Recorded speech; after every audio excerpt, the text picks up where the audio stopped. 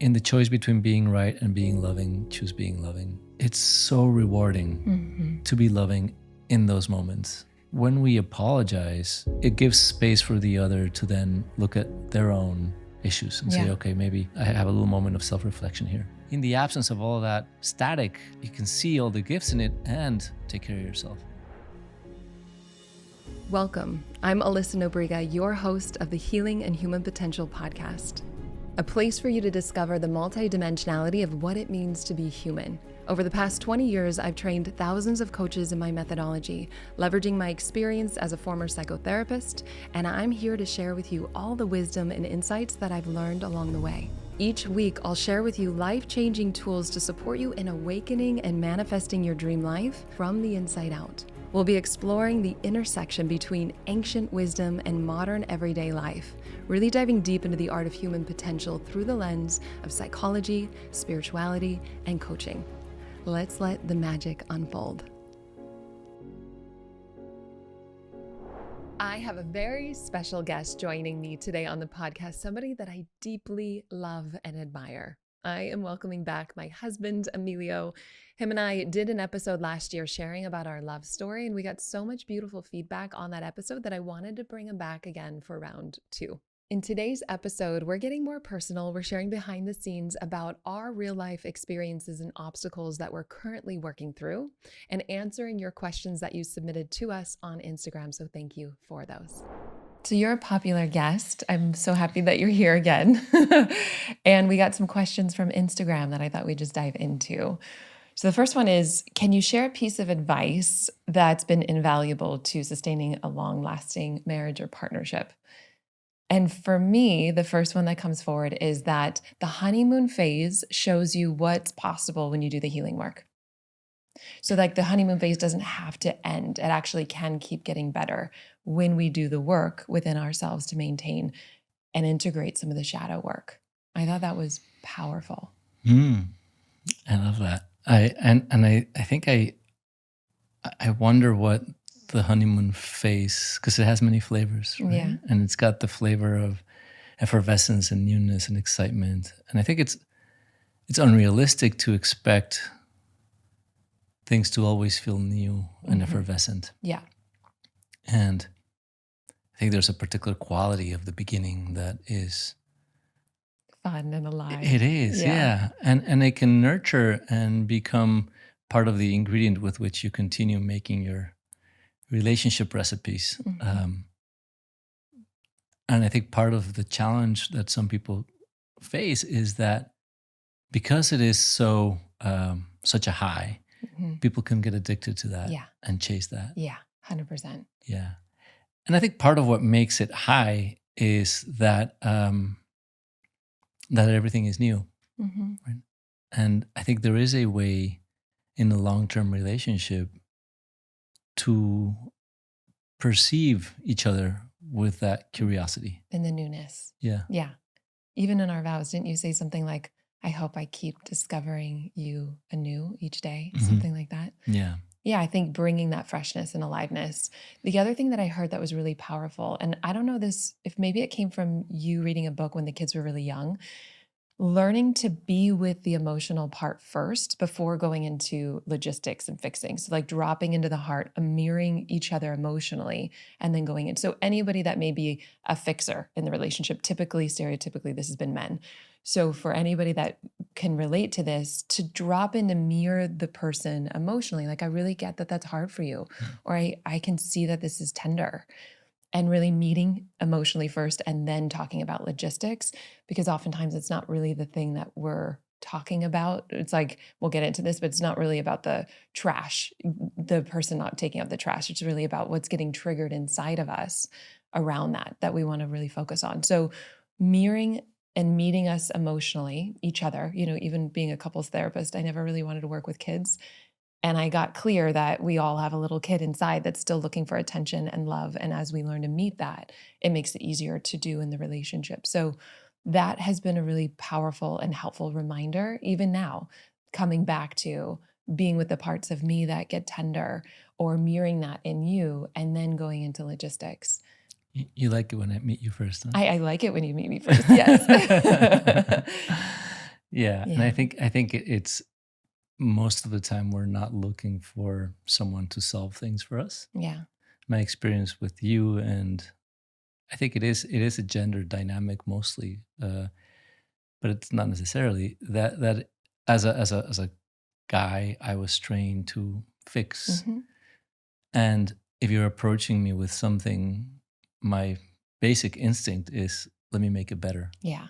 And 99% of the time, that's not really what you're looking for. Yeah. I mean, in some ways I am at some point, Oh, but I want to be met emotionally first, yeah. where And I it's think we like, should explain what meeting emotionally. okay, sure.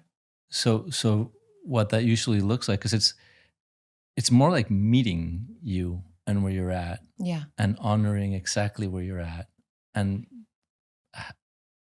really feeling like I'm there for you, and you're being heard, right? Hmm. Because you may be going through something emotionally, and I don't necessarily need to know how to meet you emotionally, Yeah. but just to meet you in wherever you are, And reflect that. and To reflect say that. like, I see you, I get it, and I'm with you on that level. Yeah, Even if it's stress. yeah, and I think what's coming forward is that sometimes, for example, there may be something that for you seems really big or emotional, Hmm. and even though it may not seem big or emotional for me, I don't need to agree with what Right. you're. But just reflecting that and acknowledging, I think is what we find most valuable. Yeah. And I remember reading in Conscious Loving from Gay and Katie Hendricks, they said something about microscopic truth. So sometimes we don't have to have the answer or even know what to say other than just share. When you say that, I notice I feel a nervousness in my heart or butterflies in my stomach. Sharing microscopically your present moment experience creates a deep level of intimacy. Mm, So I loved that as well. yeah. Another question people asked was, well, what are you most proud of when it comes to each other? That's sweet. Mm, What are you most proud of?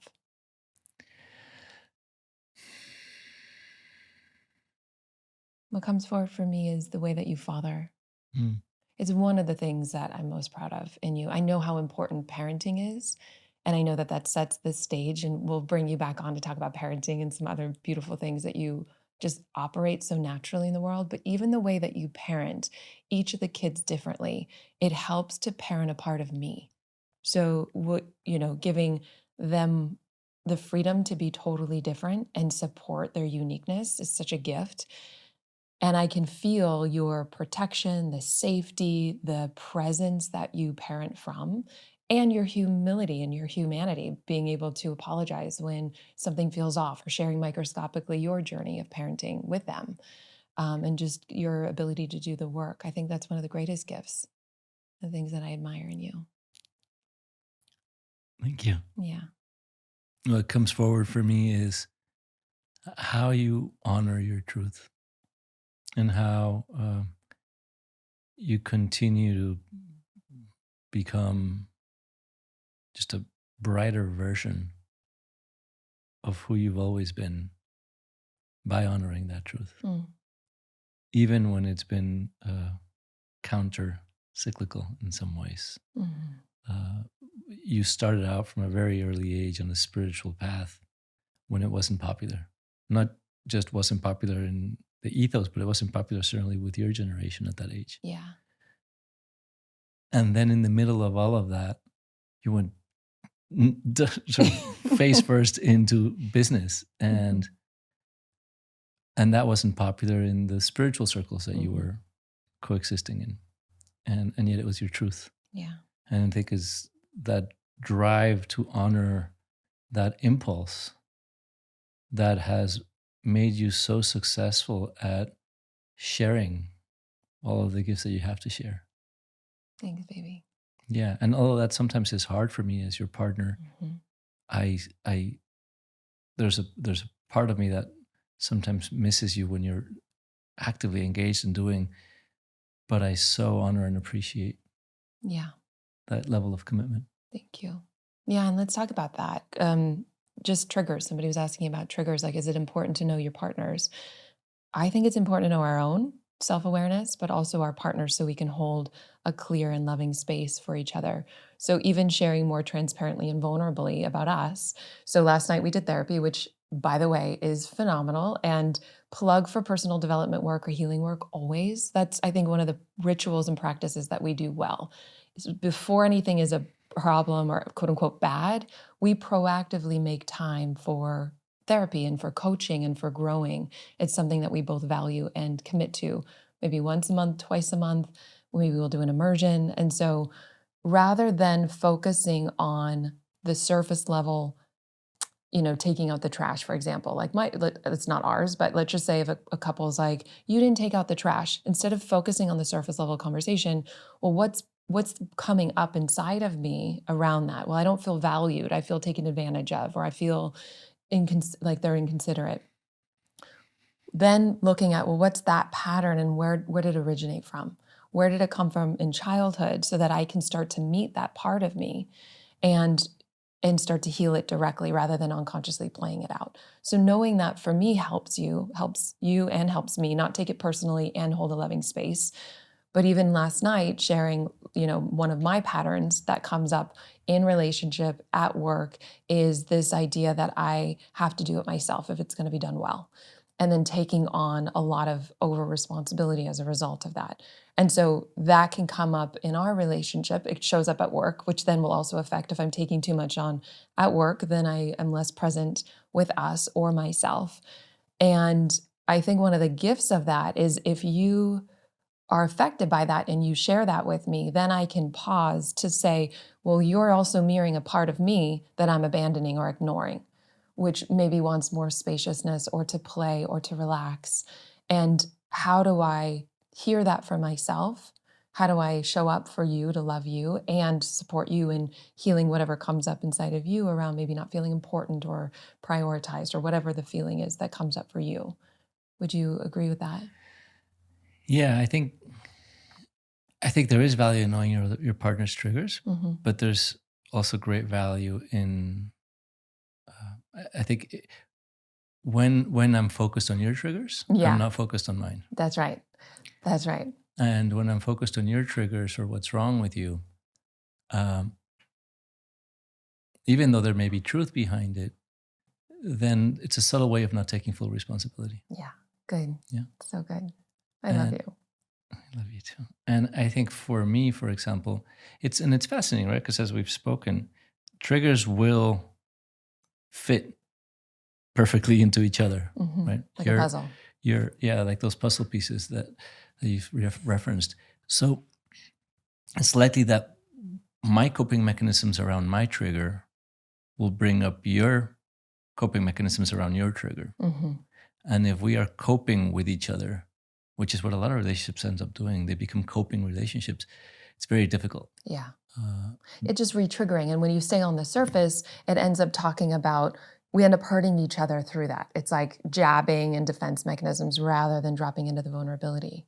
Yeah, even if it's not obviously hurtful to the other, my defense mechanisms, how I learned to cope, was through self-reliance. Yes. Right? So, like, I'll take care of myself, I don't need you type. Yeah, it's like you're triggered, or you're going through something, or I'm not getting what I need from the relationship right now. Let me go take care of myself. And I think there's wisdom in that. Yeah.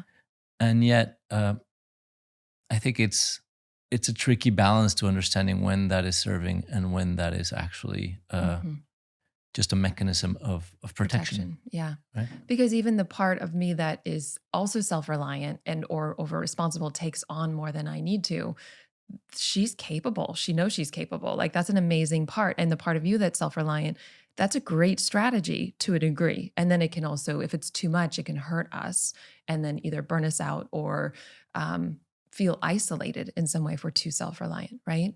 So like honoring these parts of us and the wisdom of when they were created, that safety strategy and how they were created. Because I think people and parts of ourselves defend to the degree that they don't feel accepted. And so when we can accept them, we can say, thank you for taking care of me the best way you've known how, to you or to these parts of me. They settle, they feel seen. And then another aspect can come in to kind of balance it. So it's not isolating or lonely or tired or whatever the backfiring is. Yeah. And I think part of the value in understanding, back to the question of understanding each other's triggers, is that there can be a container created within the relationship where someone's defense mechanism may be I'm out, Yeah. right? Yeah. And I think if there's an understanding of, okay, this is how he or she reacts when we're going through something. I know it's not personal. I know it's going to pass.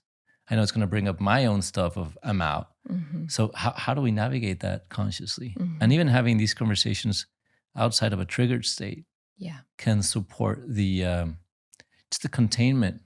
I think the feeling of like, okay, we're in this together, Yeah. even when it feels hard. Yeah. So you don't go to the defensive mechanism, the trigger when you're in it. You kind of create a plan in advance. Yeah, knowing what your path Yeah. of or your strategic defense mechanisms are. Yeah, Yeah. because that's like living like a puppet. You say this, and then I pull my arm and react this way. Then you're living more consciously to say, here's our patterns. We're more aware. Let's cut that string so that we react consciously rather than through, just the conditioned past. Yeah.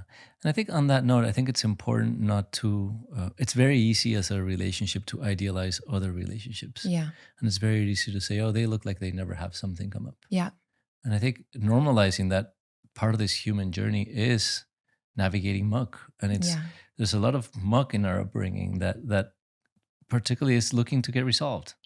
I think that the purpose of relationship is not to have a perfect state, is how do we navigate those things together, very well Mhm. knowing that it's going to be challenging at times. Mhm. Yeah, somebody asked, like, if I feel unworthy and I'm working on it, how do I not trigger it in relationship? It's like, it's going to get triggered. Yeah. And that's okay. And and I'm a fan of, there's two schools of thought, right? There's the do the 100% responsibility, do the work on your own. And then there's you can heal it in relationship. And I'm a yes and inside out. So yes, learning the tools and ways to be with myself and the different parts of me that get triggered, because there's no way anybody else is going to be able to do that 100% of the time. And it feels more empowering to go direct, right? You call it insourcing. I teach that in the certification program now from your term, insourcing, really taking care of those parts of ourselves. And then being able to also, if we have conscious partnership or a willing and available partner, to also hold that safe space, to be with that tenderness, whether it be unworthiness, just be feeling disposable, not important, whatever got triggered from childhood. But it really is less about the present moment trigger and more about what it's triggering inside of us. Mhm. And somebody else asked, and you already answered it, but what's the best way to communicate with a partner who easily gets triggered in calm conversations? And essentially, we have to work with the part of us that's triggered about our partner. Because if we try to change our partner so that then we're okay, then our partner's going to feel that agenda, get more defensive, and then it just kind of spirals from there. So it's like, how do I work with a part of me that's not okay with them not being okay? Yeah, and I think it's so tempting to jump into the practical. Yeah. Right? It's so tempting to say, well, this is the ABC of how you do it. This is how just communicate better, just listen better. Yeah. And I think those are all incredibly important. But the common denominator, and I think what we're talking about is, yes, but the underlying layer is what's really being called forward to be sort of addressed. Yeah. And many times it's just a simple acknowledgement of what's there. Yeah. Everything's looking to be met with love or acceptance, just to be like, I see you. You've done a lot. And Yeah. it softens. Ironically, when you accept it, it softens. Yeah, and this is to your point, parenting, business, Yes. colleagues, Yes. friendships. Yes. Yeah. And, I don't know the current stats, but when I was a couples therapist, it was something like 47% of divorces happen when the kids are 5 and under. Mhm. So understanding the age stage that you're at, especially for long-term relationships. Okay, our kids are young. I remember when the kids were young, it was a lot more challenging than it is now. It's different. Where if I had a startup, a different age stage and time of life, or we have aging parents, the different stages, we want to proactively create not only a way of being together that we prioritize, having clearing conversations, making sure that our hearts are open to each other, not stuffing it under the rug, but especially when we're busy and when we need it, right? Mhm. Especially when we're like, we don't have time. It's like, that's when we need it most, so that those things don't build up. Yeah. Yeah, and we all know when we're off, right? Yeah. We all know when we need to tend to ourselves. And it tends to be the moments when we're like, I don't have time to tend to Mhm. myself. Mhm. But just and even I think in relationship, that level of communication where you can say, I'm just feeling off. Yeah. I think invites a greater tenderness Yeah. and grace in the exchanges? I know some couples sit down and plan and they're like, okay, I've got this launch coming up, busy time at work, or I've got this happening. We're not that couple just because we don't really do that anyway. But however you are in life, use those gifts to work it for your relationship. So if you are the Excel type people, talk about your calendars when things are busier and how you can proactively nurture. I think another thing that's important is understanding what's one way that you feel most loved? Like what's important to you? How do you receive love the most?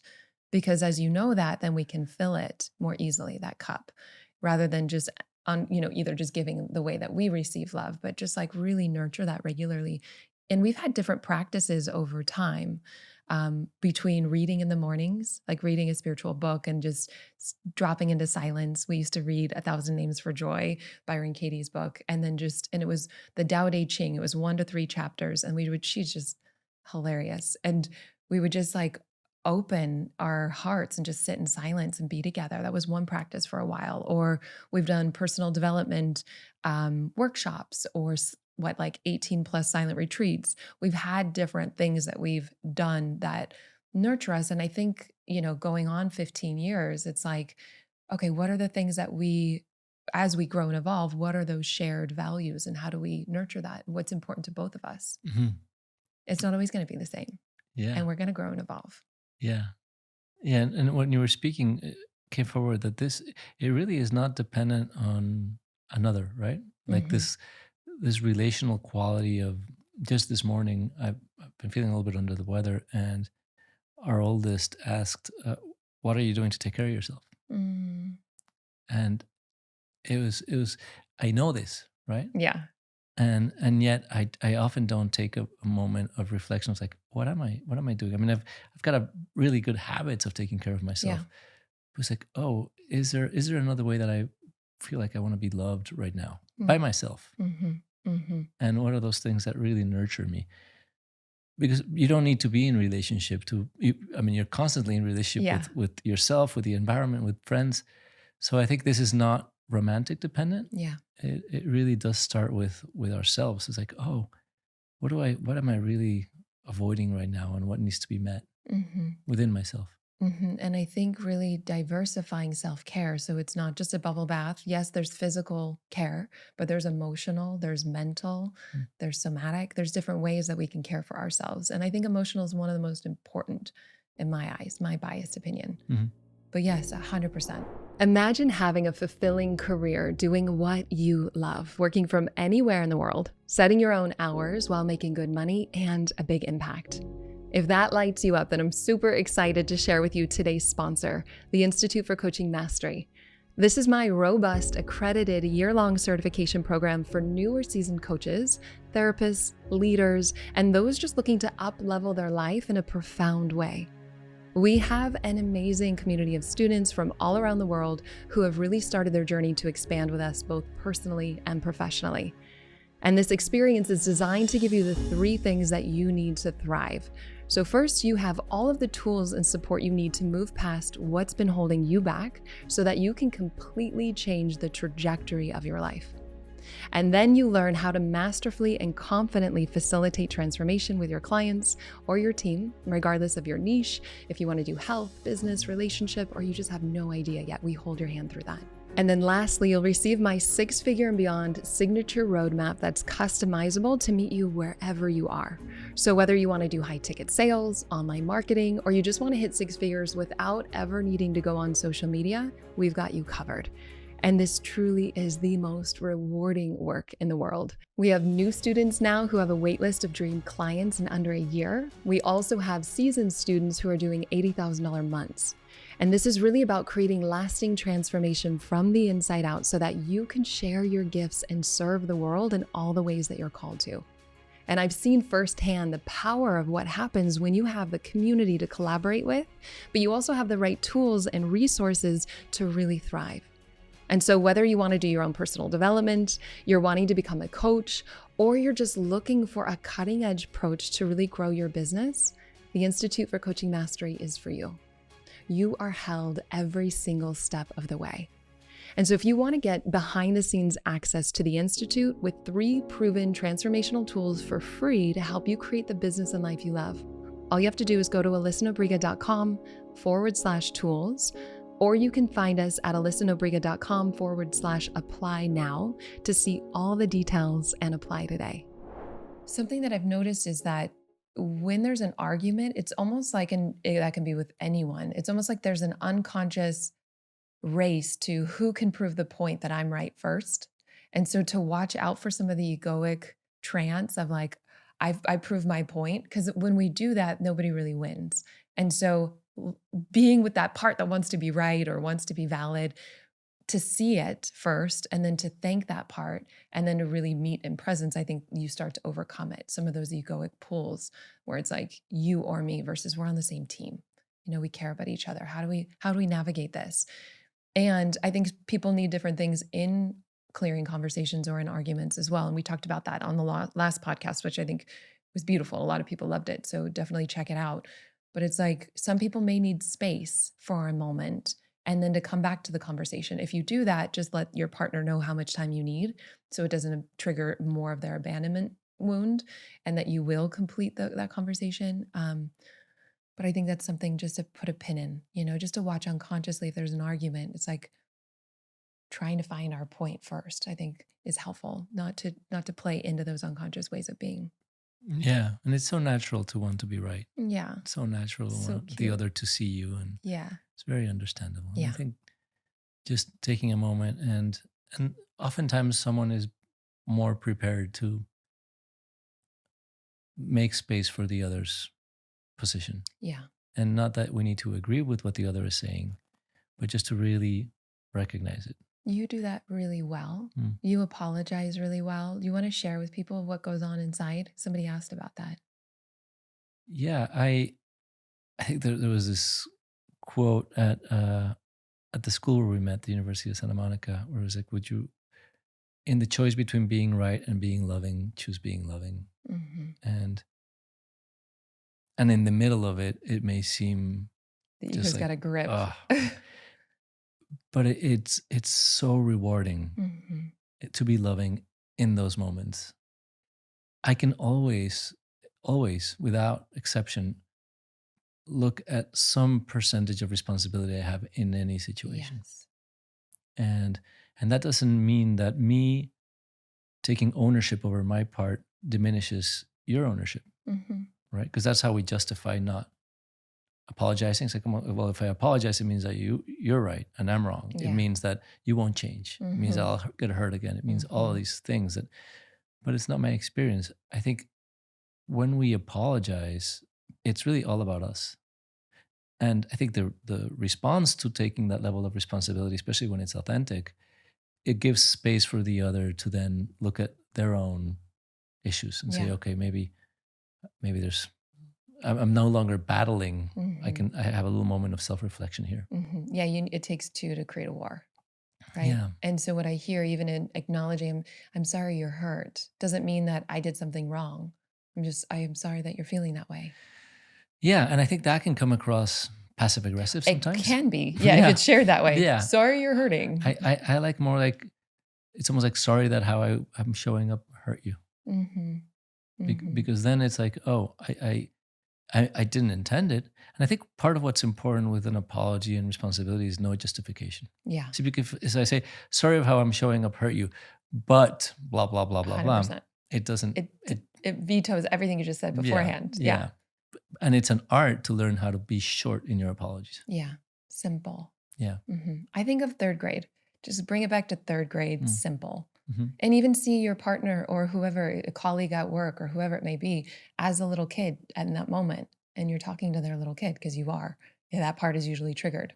Yeah. Yeah. And I think something that is worth talking about is there's a difference in our mental framework, or at least my mental framework, and a lot of the people that I've mentored around a relationship that is a long-term committed relationship and an earlier relationship. Tell me more. I think when it's earlier, there's a part inside of our brains, and that still remains even on a long-term committed relationship, but it's just more heightened in the beginning, where it's scanning. Is this okay? Is this right? Is this how it's always going to be? Is this safe? Is this the right person for me? Yeah. Right? Because it's when you do something that I don't perceive as the thing I like, Yeah. when you breach some preference of mine, and I'm early in that relationship, it's going to throw all the flags, especially if it's triggering. And the easiest thing to do is to compare you with some other relationship, with some other potential relationship, with some ideal. And it's like, okay, I'm out. And I think that continues even in long-term marriages. And yet, I think that voice just recognizes its just its temporary existence in the long-term marriages. It's just like a little noise in the background that may come up, and then eventually it doesn't come up, or it may continue, but it doesn't receive the attention that I think it does earlier, because we think that we need to make a decision. See, breaking up or having a divorce with someone where you have a family is almost like it's such a larger threshold, right? But when you're just dating and you have very few strings, it's almost like the ego is very quick at this is not working. It's a protection mechanism, safety strategy. Yeah. So I think it is important to be vigilant, particularly in dating time or in early relationship time, with all those ways in which we keep ourselves from taking ownership and leaning in. Yeah. So continuing to take ownership of your experience 100% of the time. Yeah. Yeah. And that doesn't make discernment harder. That makes discernment easier. It makes life easier. It's never about being in your business. It's just what's my direct experience. Yeah. And if I'm truly still in a phase of not knowing if you're the one for me, right? Taking ownership does not take away from my capacity to make a decision. Yeah. It creates more space for me to be able to assess how the relationship goes, how it flows. I don't need to be right in order to decide not to be with someone. Yeah, we're going to talk about that in a second. Somebody asked about that. Talking about it. So somebody else asked on Instagram, if you and your partner have different communication styles, what's the best approach to effectively communicate? And I don't think that we need to have the same communication styles, but I do think that there are some pointers that I can share, and I would love to hear yours as well, around clearing conversations or having a conversation that's a little bit more sensitive. I think the first thing to be aware of is to only bring up one thing at a time. You don't want to just be like, back in 1984, this is what, all the things, like opening the door of all the past stuff that's unresolved. I think that's an ego trap to be overwhelmed and have disconnect. I also think asking permission and sharing context. So context could sound like, I really care about you in our relationship and something came up that I would love to clear with you. Are you open to that? So context and permission, sharing one thing at a time. And I really love nonviolent communication from what I've heard about it. It's very integrated in terms of like personal development work, taking personal responsibility. So the feedback wheel, which we mentioned in the last podcast, that essentially is 4 things. This is what happened. This is the story that I made up in my mind about it. And this is what it reminded me in childhood. And this is my request.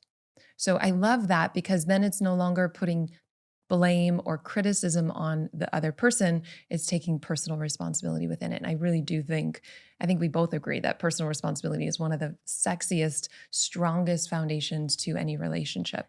So having communication styles that integrate personal responsibility, ask permission, share one thing at a time, share the context where it's like, I love you and I care about us, and something came up that I want to share with you, and then have a clear request if you do have one.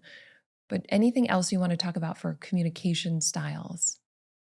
I think if there was one thing people could do communication-wise, it would be listening. Yeah. Like, how much space can they make for the other person's experience?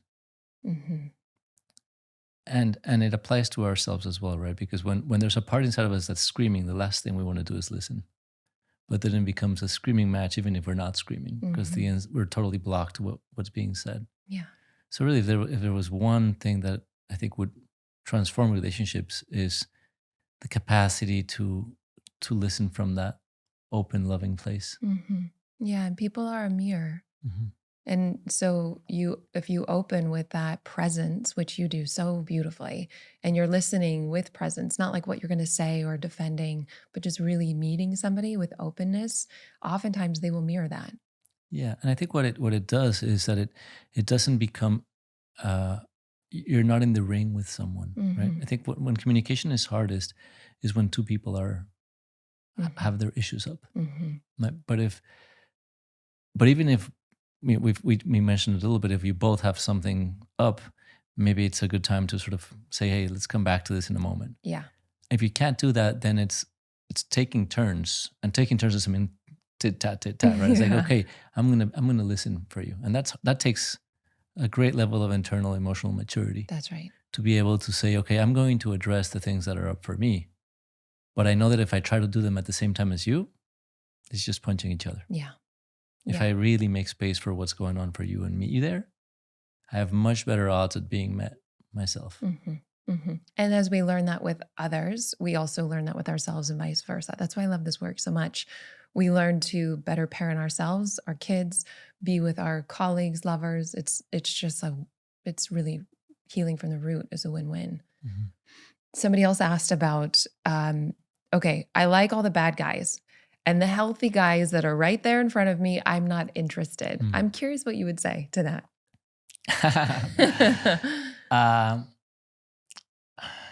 So the question is, why do I keep getting attracted to the wrong guy? Mhm. And there's all these guys that I know would be better for me, but I am not interested. That's right. I love all those people. I've been both a bad guy and a good guy, and I've been both.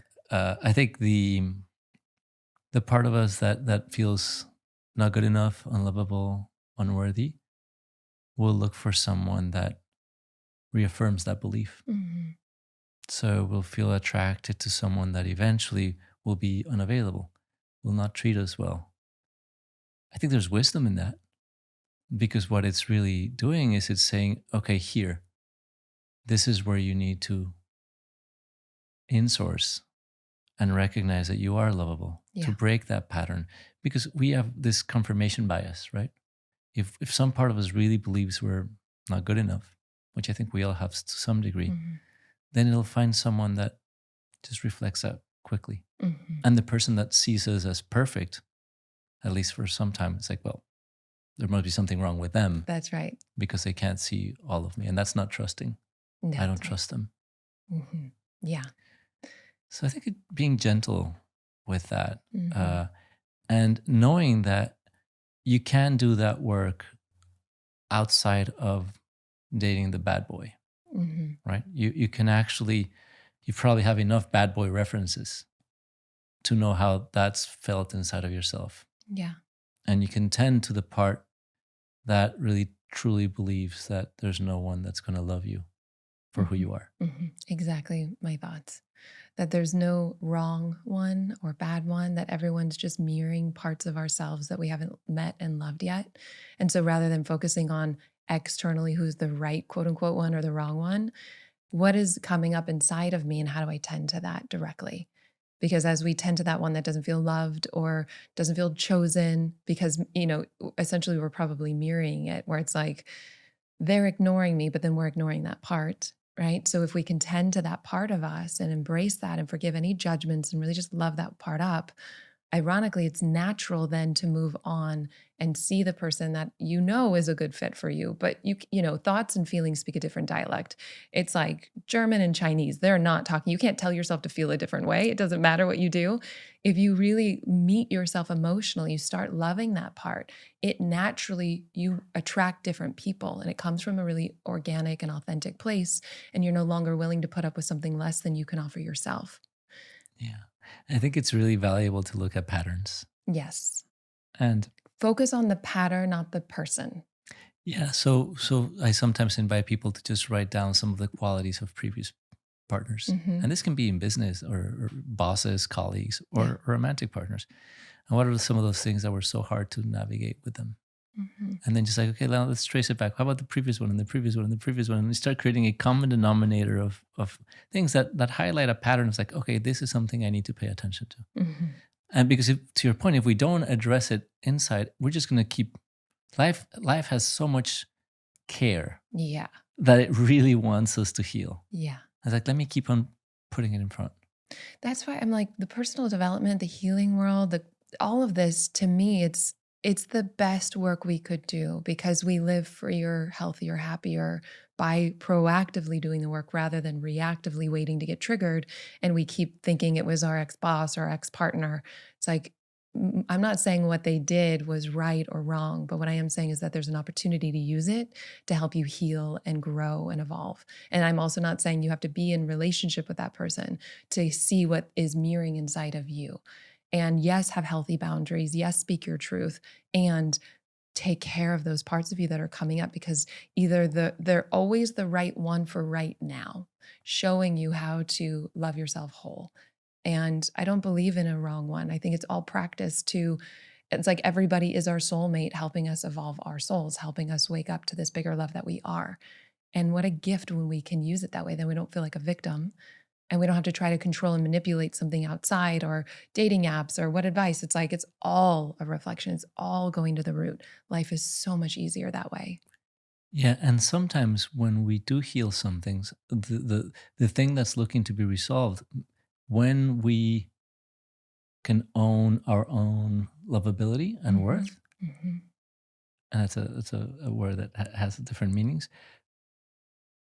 Part of the resolution may be leaving, That's right. right? That's right. It may be taking care of yourself. That's right. So even though there is no wrong one or right one, at some point it's like, oh, this is what is truly honoring of myself That's and the right. other. That's right. But you do it from a different place, Yeah. and it's like anytime I'm triggered, my practice is to look within inside of me. What's getting triggered? What's the pattern? How do I tend to that part? Because as I do that, then I can still walk away. I can walk away being pissed off or at peace. And that's a gift to me. If I'm pissed off at an ex that cheated or something, they're not going to feel because unconsciously we think being pissed off, then they're going to regret it and then they're going to change or then I won't get hurt again. But it doesn't actually guarantee a change of behavior, but it does guarantee that you're going to hurt if you're pissed off. And so for our own self love to do our work, and I like to do it mentally, questioning the beliefs that I'm projecting onto them, emotionally, meeting the parts of me that feel hurt or tender, and then somatically breathing into the energy that's here. So, again, more of this holistic self care way of being. Yeah. And there's great power in being pissed off, right? In just Yeah. really being angry. Because like that was not okay. Boundaries got breached. Yes. And it's a little noisy. Yeah. It makes little room for listening Hmm. and for curiosity and for attuning to what feels right. Hmm. Right? Not that it doesn't have its place, Yeah. but if we make a decision from there, um, it just lacks sometimes the clarity that comes from dealing with whatever was brought up, right? And the gift of someone crossing your boundaries is so rich Yeah. because it's likely teaching you how you probably ignored some signs Hmm. that are probably a pattern of you not taking care of yourself in one way or another. Hmm. It shows you what's okay and what's not okay. It Hmm. shows you your own power and capacity to make choices and discernment. Hmm. So it's like, in the absence of all that static, you can see all the gifts in it and take care of yourself, Hmm. And I remember I left an ex before you, obviously, and I obviously. obviously, and I tried. I was like, let me run an experiment. What happens when I keep my heart open, no matter what? What happens when I don't have to bash him or be mad at him to leave? And it was honestly a little harder in the beginning, but then I really got the gift of, oh, he never gave me love and he never took it away. Mm. I'll go deeper into it in another podcast. I got that gift and I was enjoying the breakup a lot more. I had to really feel the raw sensation of grief that I felt. But I actually I moved on much quicker and I don't think about him. Mm. It's like I let my heart open. Whereas in high school, I was cheated on by a guy and I was so mad at him and I closed down. And I'm not saying, because I think all, like you're speaking to, all energy and all emotions have their place. That's why I love the movie Inside Out. Like all of it is welcome. And there's a place for anger and sacred rage and all of that. But if we live there, like we want to honor it, but we don't want to live there because it can be really taxing on us. It can. So to me, I'm just kind of again pitching doing the work so that we can keep our heart and mind open. And actually, it's easier when we do. Yeah. Yeah. And I love how you said sacred rage, right? And there's also bitching Oh yeah. rage. Place for all of it at different stages. And it's powerful, and that power is addictive. And people that Yes. touch into that level of anger and righteousness tap into this high of like, "Ugh." But when you tap into that same level of stillness within, Mm-hmm. when you've done your work and you've got that clarity, and the resolve that comes online Mm-hmm. is way more powerful That's and right. precise. That's right. It doesn't have the blunt force of anger. Or the static tension and it's a different quality of energy. It's clean, it's Yeah. pure, it's deep, and it's untouchable, unfuckwithable. Versus anger is actually not that strong. Yeah, anger is looking for pushing, Yeah. to punish, to Yeah. hurt, to Yeah. make right. And I think And there's it an may seem important like it piece makes right. to it. So I also just want to speak, and I know we were saying this, but there's especially for nice girls, there's an important piece to be angered, to own it, to like, that's part of the healing process.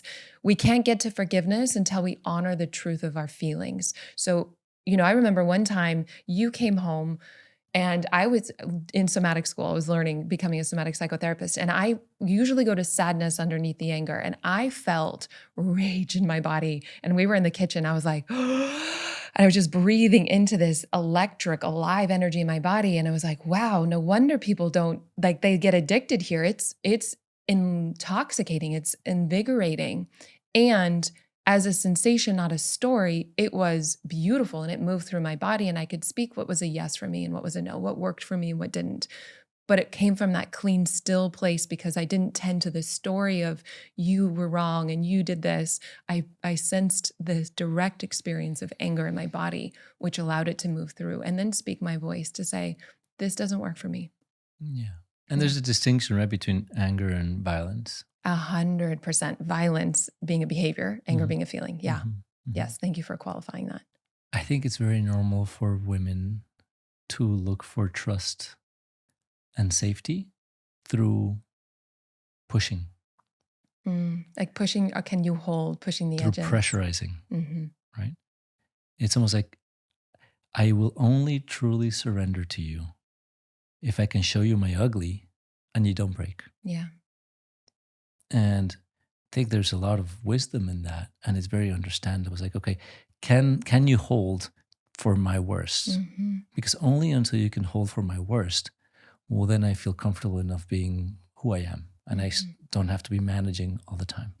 Otherwise, there's still going to be a part of me that is always on the lookout for where there's a container of you leak or break. And while there's a lot of intelligence in that, I think to all the women that are listening, it's important to know that a guy can strengthen that container. Without the pushing and the pressure? No, the pushing and the pressure is fine. Okay. But if it breaks, know that will strengthen. So it's almost like resistance training, right? And if you do the hurricane and it's breaking everything, and once it breaks everything, it's like, see, you couldn't hold. Yeah. It's very hard as a masculine to get, I mean, there's a capacity, but it's hard to strengthen that container when now it's breached and it's almost like pointed out as how breached it is. So you will do it. I'm talking to other women. You will push, you will break, but just have a little patience with the guy's capacity to continue growing, the strength and the flexibility of that container. And I would say, as long as they're willing to grow, and as long as there's intent and some progress in the direction of growth. Yeah. And that's the discernment piece. When do I stay? When do I go? Yeah. And to all the guys, know that that's what your woman is doing, right? It's not personal. She's pointing at all your weak spots because she's testing to make sure she can surrender. Take that as a sign of her desire to surrender into you. And so I hear some people that asking, or it's like, well, what happens? How do I know if I'm compatible with someone, right? If this is the case. And I think we get indoctrinated into this archetype and Disney fairy tale that everybody, or like knight in shining armor, they're going to be perfect. And I think it's important to understand my experience of choosing someone, because if everyone is the one helping you evolve, it's like, well, how do you choose a partner? And we'll explore a little more nuances about this. I think having shared values is important, shared lifestyle. I do think there's an onboarding of every relationship, just like you would bring on a team member. There's understanding what's important to you based on my cultural differences and yours, or based on my life experiences. This is what it means to love in my family, or this is what I learned what love was. And so kind of speaking openly and honestly especially in the beginning, to find each other through that grace. But in terms of compatibility, what do you want to share with people around how do you know if you're compatible with someone? The image that came forward was I don't know if people know the Tough Mudder type of energy, where you're going through these races in the mud and Yeah. you're running obstacles. Like, it's going to be messy, right? And I think it's, who do you want to get messy with? Yeah, that's right. Who, when you're in the ditch and you're about to give up, who are you going to look over?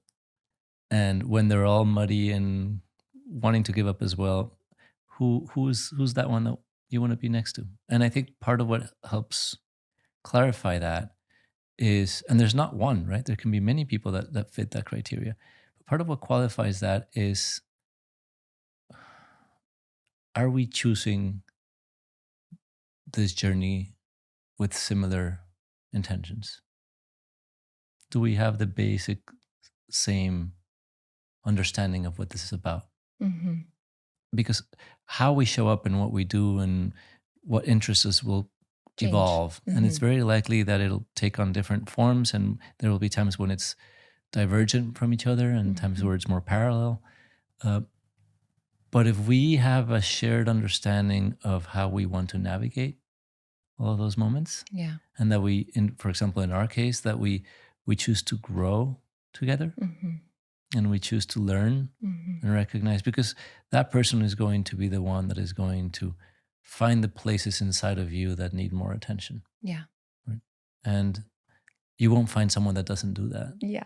Right? Yeah. You're designed to bring each other's stuff up. That's why you're attracted to them. I love imago work in that way. I studied that when I became a couples therapist. And I love what you're sharing, because it's essentially, who do you choose to project your patterns onto? Who do you choose to do the work with? Yeah. Is it worth it for you to do it with this person? And even if you choose to leave that person, can you still get the lesson? Can you still heal that part before leaving, or leave and still do that work? I mean, at least that's my approach to it, which I've really valued and loved. Yeah. And I think part of what is tricky is we can all have this list of things that are important. Right? Yes. And I think there are some likely non-negotiables in everyone's list. For sure. Getting clear between the non-negotiables and the preferences is important. Let's talk about it, because there's some people that are like, am I asking too much, or do I need to settle? So let's unpack this a little bit. Yeah, I think it's, what are those things that are really critical for you, right? And then beyond that, within those things that are very critical, how much room is there for growth in them, right? It's likely that you wouldn't have been with a smoker, right? And that there would have been very little room for you to be with a smoker that was promising to stop smoking, or with someone that was abusing alcohol that was promising to stop abusing. Maybe yes, but I think, but for you, integrity was really important. Integrity was important. Honoring spirituality the same way that I did was important. Emotional intelligence, or at least intelligence, feeling a willingness safe to do the work. A willingness to Those were to commit. non-negotiables for me. Yeah. And I had maybe a handful, but that's about it. I'm thinking of some people that have this list, and then they go on a first date and they're like, nope, not that person. Yeah, or on the fifth date, they realize that it's not that, and, which is fine. But I think it's important to notice how narrow of an opening you're making, because that's really control sneaking in, right? That's a way of keeping us safe. Yeah. And it's also a way of keeping us from being vulnerable. Right? It's a protection mechanism. Because in the same breath, I would say don't settle. Yeah. But I would also say that you're the one you've been waiting for. So show up in the ways that you want a partner to show up. And not only are you empowered, you're not putting too much on the relationship any longer. So it's free to blossom and show you what it wants to be as it unfolds. But then you also don't put up with toxic dynamics in relationships, because you're showing up for yourself in a way that you you want. And so you don't need them in that same kind of gripping way. It unfolds a lot more organically and naturally. Yeah. And I think the room for growth in those things that are very strong preferences is also important to Hmm. discern. And I don't think there's a formula for that, but how much is this person really committed to stepping up Yeah, in these areas that are important to me? that's right.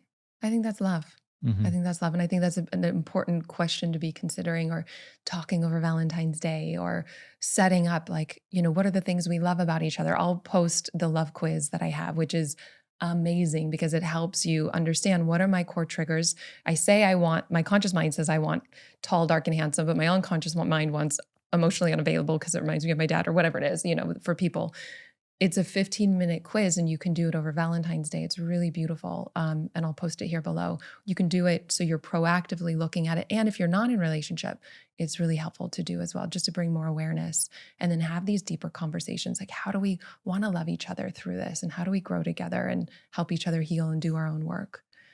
And one of the last questions I'll ask from people were, looking back, can you think of any challenges that you faced as a couple that ultimately strengthened your bond?